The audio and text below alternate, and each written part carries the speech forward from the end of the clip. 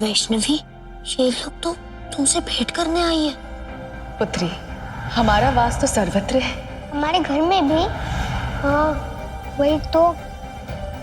यदि आपको राजकुमारी से ही भेंट करनी थी तो आप तीनों ने इस राजसभा में विधान क्यों डाला? अधर्म।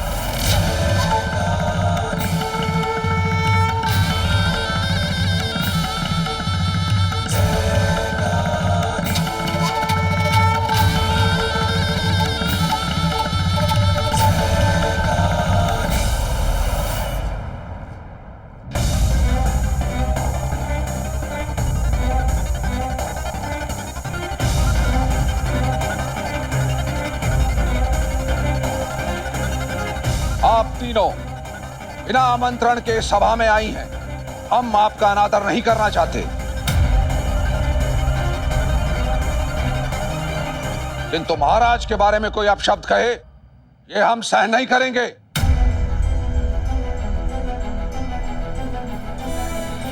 नहीं नहीं, हम यहाँ महाराज का अनादर करने हेतु नहीं आए थे। वर्मा का तात्पर्य था कि महाराज इस मनुष्य की पूरी बात जाने बिना ही उसे दंड देना चाहते थे।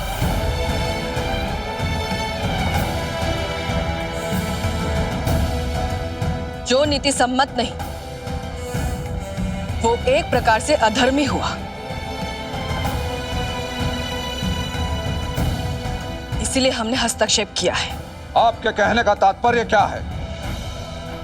जिस व्यक्ति ने अपने द्वेष, अपनी उदंडता से अपने भाई का खेत जला दिया हो, उसे दंड देकर महाराज अधर्म कर रहे हैं। किस नीति शास्त्र की बात कर रही हैं आप? नहीं सेनापति जी, आप शब्दों को अन्यथा ले रहे। हमारा तात्पर्य किंचित नहीं। श्रीपुरम नरेश विवेकशाली, कर्तव्यपरायण और न्यायप्रिय है, किंतु आज जिस प्रकार महाराज भावनाओं में बहकर इस मनुष्य के बारे में पूर्णतया जाने बिना ही दंड सुना रहे हैं, क्या पता इसी भांति इस मनुष्य ने किसी के वश में होकर ऐसा कुकर्म किया हो।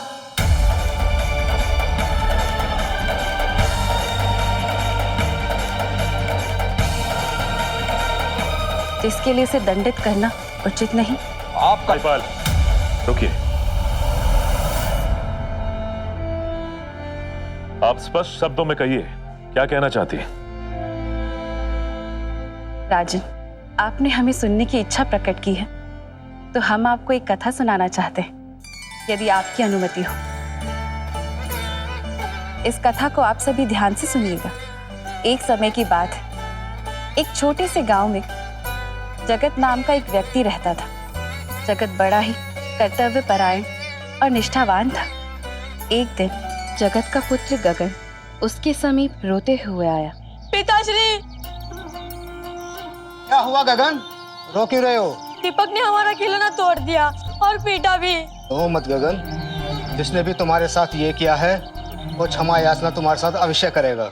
जगत आवेश में कार्य करने के स्थान पर परिस्थितियों और घटनाओं को सोच समझकर ही कोई निर्णय लेता था। इस परिस्थिति में उसने वचन तो दे दिया था, किंतु निर्णय नहीं लिया था। वे दोनों उस बालक के घर गए। पहले दीपक का व्यवहार उग्र था, किंतु बाद में उसने बताया, किसी ने तोड़ा मेरा खिलौना, मैंने नहीं तोड़ा। ठहरो बेटा, कोई बात नहीं, हम लड़ने नहीं आए हैं, बात करने आए हैं। बात तो कर सकते हैं ना? हम जानते हैं कोई भी मित्र अपने मित्र को चोट नहीं पहुंचा सकता।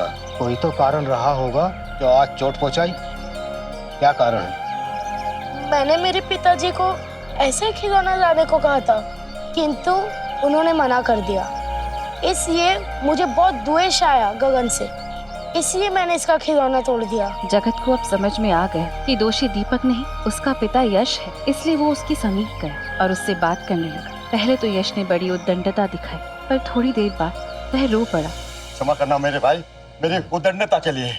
यश को पैसे की आवश्यकता थी। उसने अपने मालिक साहूकार से ऋण मांगा, तो उसने सहायता करना तो दूर, उसे डांट के वहाँ से भगा दिया, जिसके कारण क्रोधित होकर उसने अपने पुत्र को पीट डाला। जगत साहूकार के पास गया। एक अनजान व्यक्ति को घर में प्रवेश करते देखकर साहूकार आवेश में आगे बढ़ा। हेलो, बिना अनुमति के प्रवेश करने का साहस कैसे किया तूने? क्षमा चाहते हैं, किंतु आपसे एक आवश्यक बात करनी है। किंतु जब जगत ने उसे सारी बात बताई तो वो शांत हो गया। साहूकार को बड़ा पश्चाताप हुआ। क्षमा कीजिए, मुझे भान भी नहीं था कि मेरे एक दुर्व्यवहार के कारण इतने सारे लोगों को पीड़ा पहुंचेगी। मैं तो उसे ऋण देना चाहता था, किंतु प्रभु की इच्छा से इस वर्ष वर्षा अधिक नहीं हुई, इस कारण उपज अच्छी नहीं हुई और धन का अभाव हो गया। साहूकार भी दुष्ट नहीं था, किंतु उसे उन साहूकारों से द्वेष होने लगा था। वे सभी अपने किसानों के लिए इतना सब कर रहे थे, किंतु मैं असमर्थ था। ना कहने में किसको अच्छा लगता है, मुझे भी अच्छा नहीं लगा और मैंने यश के साथ दुर्व्यवहार कर दिया।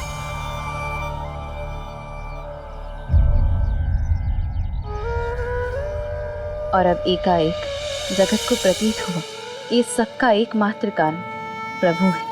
महाराज, यदि जगत चाहता तो अपने पुत्र को रोने के लिए पीट सकता था। अपने पुत्र के मित्र दीपक को पीट सकता था, दीपक के पिता से लड़ झगड़ सकता था या साहूकार पर अपना रोष निकाल सकता था। किंतु जब वो इस घटना की जड़ तक गया, परिस्थितियों का सही से आकलन किया, तो उसे स्पष्ट हुआ कि इन सभी के विपरीत व्यवहार के पीछे एक ही कारण था, ईर्ष्या, द्वेष, मात्सर्य। किंतु इस कथा की प्रासंगिकता क्या है? इस परिस्थिति से क्या नाता है? तो आपके कहने का तात्पर्य है कि स्वयं ईश्वर के कहने पर इस व्यक्ति ने अपने भाई के खेत में आग लगाई? हाँ भी और नहीं भी।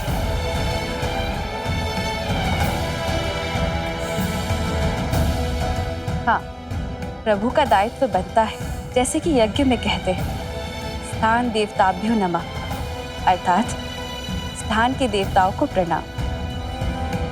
किंतु श्रीपुरम स्थान के देवता तो एक ही है, राजा रत्नाकर सागर। अपने जीवा पर नियंत्रण रखिए। महाराज पर लांछन लगाने का दुस्साहस कैसे कर सकते हैं आप? इसी क्षण महाराज से क्षमा याचना कीजिए।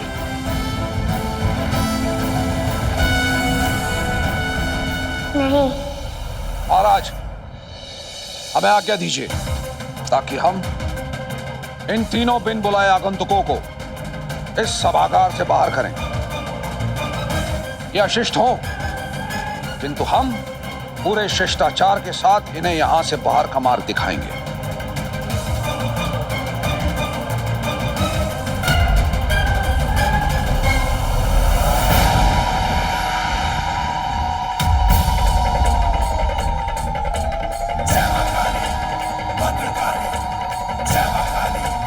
Zero